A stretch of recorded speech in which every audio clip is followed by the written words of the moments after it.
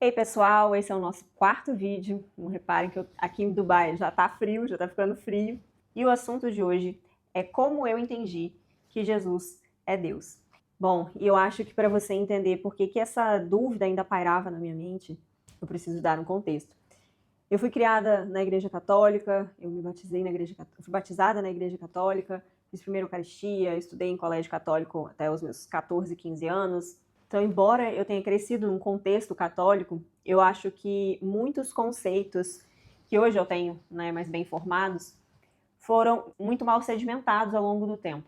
Eu sinto que a minha cabeça sempre foi muito analítica, eu sempre tive uma necessidade de entender para aceitar, né, conseguir compreender mesmo para aceitar como verdade. E acho que nesse ponto, mesmo tendo esse contexto dentro do catolicismo, muitas lacunas sobraram, sabe? Muitos buracos, por questionamentos mais complexos, eles realmente não foram preenchidos. E no fim da minha adolescência, eu tive contato com a doutrina kardecista, e aí o meu copo estava meio vazio para essas questões um pouco mais complexas, e a doutrina kardecista, a doutrina espírita, ela oferece muitas respostas, né? De fato, conseguiu preencher boa parte dessas lacunas. Bom, e aí o tempo passou, né? Eu já tenho 34 anos, eu já não sou mais uma adolescente. E como eu contei nos vídeos anteriores, há uns 2 anos, desde quando eu cheguei em Dubai, eu passei a estudar um pouco mais a Bíblia, muito por conta da minha ansiedade. E é óbvio que no meio dos estudos eu fui me deparando com essas questões complexas que antes eu já tinha e que foram preenchidas pelo kardecismo, e fui notando as incompatibilidades. E mudei, acho que mais madura, mudei muito a minha forma de ver a Bíblia, o texto sagrado, como a gente precisa se relacionar com a palavra. Então, nessa minha leitura recente, eu já tinha também muito bem sedimentado na minha cabeça que eu estava pronta para, em muitos casos, obedecer sem precisar entender. Aceitar alguns dogmas sem precisar entender. E eu confesso que essa questão de Jesus ser Deus ainda era muito complexo para eu aceitar, assim, para eu entender.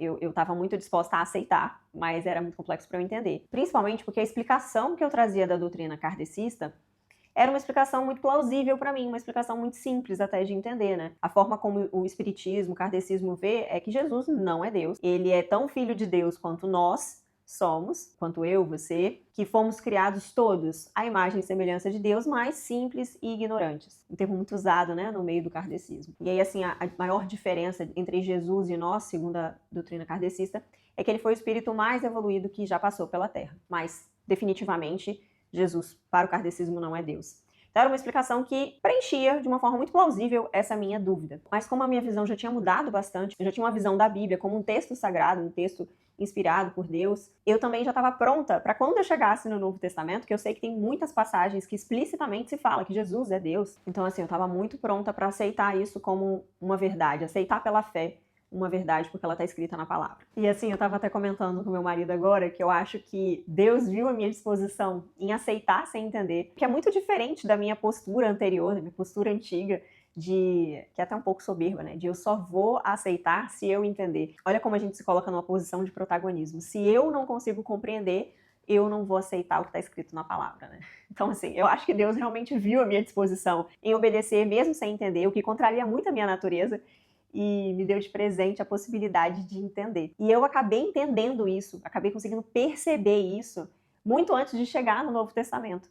Eu percebi ainda no Antigo Testamento, de uma forma que, não sei se é leviano dizer isso, mas de uma forma que eu nunca vi ninguém explicando, até porque não é uma explicação técnica, foi mais, eu acho que me tocou de uma forma individual. E aí eu consegui achar a resposta dessa pergunta, identificando um ponto de conexão na forma como a palavra descreve fisicamente Saul, primeiro rei de Israel, Davi e Jesus. Então vou voltar um pouquinho no tempo para conseguir explicar esse raciocínio inteiro. Bom, a gente sabe que Deus sempre foi o rei de Israel, mas de uma forma mais explícita a gente percebe isso na palavra depois que o povo de Israel é libertado do Egito. Então depois que eles fazem a travessia do Mar Vermelho, é a primeira vez que aparece em Êxodo 15:18, o Senhor reinará para todo sempre. E a partir daí, Deus realmente reina sobre Israel. Deus reina como libertador de Israel, Deus alimenta o povo, Deus guia o povo no deserto, Deus estabelece as leis sobre as quais o povo vai se organizar. Deus estabelece, inclusive, um modelo de sociedade, a maneira como o povo vai se relacionar. Deus luta todas as batalhas de Israel, algumas até, eu comento no outro vídeo, de forma sobrenatural. Tem batalhas que o povo de Israel sequer levanta uma espada e todos os inimigos perecem por uma ação sobrenatural de Deus. Deus, em vários momentos da história, levanta mediadores para ajudar Israel, que mesmo diante de tanto cuidado ainda é muito infiel, então ele levanta mediadores. Moisés foi um grande mediador, Josué, depois vem a fase dos juízes. Então Deus, de fato, reina sobre Israel, cuida de Israel de forma perfeita, de forma infalível. Deus não falha, Deus não erra, Deus não deixa a desejar em nenhum aspecto. Deus é perfeito, obviamente. E a ideia de que Deus era, de fato, o rei de Israel, não é uma metáfora. Tanto não é uma metáfora que, no último juiz, o profeta Samuel, quando o povo percebe que Samuel não vai ter um sucessor, porque os filhos estão desencaminhados, o povo pede a Samuel que Samuel consulte a Deus para indicar, para ungir um rei homem, um rei humano, como as outras nações vizinhas de Israel, que isso era uma questão para Israel. As outras nações questionavam Israel não ter um rei que fosse para a batalha ali materialmente, um rei que eles pudessem se relacionar de forma física, e Israel cai nessa pilha e acaba pedindo para que Samuel peça a Deus para indicar um rei. E Samuel fica muito chateado, muito magoado, não por ele, dá para perceber, que ele fica muito magoado muito por Deus mesmo, porque percebe a rejeição do povo em relação à liderança de Deus. Consulta Deus. Deus até adverte Samuel para que ele não se sinta mal, que quem está sendo rejeitado é de fato ele. E diz que vai ungir um rei, que vai indicar um rei para Israel, mas pede que advirta a população, ao povo de Israel, escolher um rei é abrir mão da liderança divina. E que um rei humano vai ser um rei que vai abusar do poder, vai ser um rei que vai trazer opressão sobre o povo, vai ser um rei que vai falhar. Porque como qualquer homem, ele é falho, ele é passível de errar. Em contraposição, Deus nunca vai errar. Deus, obviamente, perfeito. Então ele faz essa advertência de que o povo está escolhendo um rei homem e que vai ter que lidar com as falhas e os fracassos deste homem, que por melhor que seja, ainda assim é um homem, não pode ser perfeito como Deus é. E é nesse contexto que Saul é escolhido para ser o primeiro rei de Israel. E eu tenho a impressão de que Deus escolheu Saul segundo os critérios que o povo realmente valorizaria. Na hora de descrever fisicamente, eu tive a sensação de que Deus tentou mesmo agradar o povo, no sentido, olha, eu sei que é isso que vocês querem ver num rei homem, para ir na batalha, para ser forte, então eu vou te dar um rei de acordo com o seu critério. E aí começam os pontos de conexão que me permitiram responder essa pergunta. Em 1 Samuel 9:2, Samuel descreve da seguinte forma: tinha este um filho chamado Saul, jovem e de boa aparência. Entre os filhos de Israel não havia outro mais bonito do que ele. Dos ombros para cima sobressaía todo o povo. Então, quer dizer, era um homem forte, imponente, alto, O povo batia no ombro dele, um homem bonito que, enchia de orgulho o povo. Então, parece muito aos critérios do povo o melhor que poderia ser escolhido. E como esperado, Saul falha, e falha muito, falha ao ponto de perder o trono, perder a dinastia. E a verdade é que falhou como qualquer outro homem falharia. E aí Davi vai ser ungido rei. E em Samuel também tem uma descrição física de Davi. Eu até então, nos meus estudos, não tinha percebido nada. Eu vou perceber lá na frente essas conexões. Mas estou trazendo para vocês agora para vocês irem percebendo. E aí em Samuel 16:12, ele também descreve Davi fisicamente, dizendo o seguinte: então mandou chamá-lo e fez com que entrasse.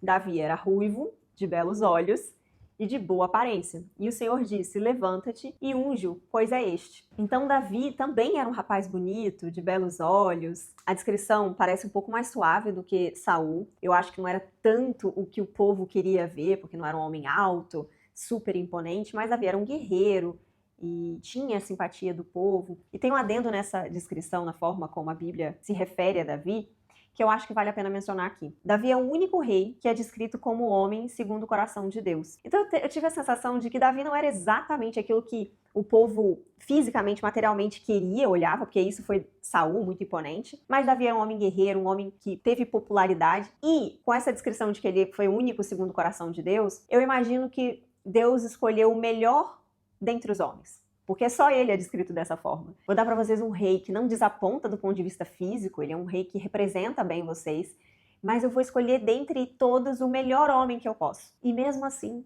Davi sendo o homem segundo o coração de Deus, ele falha também.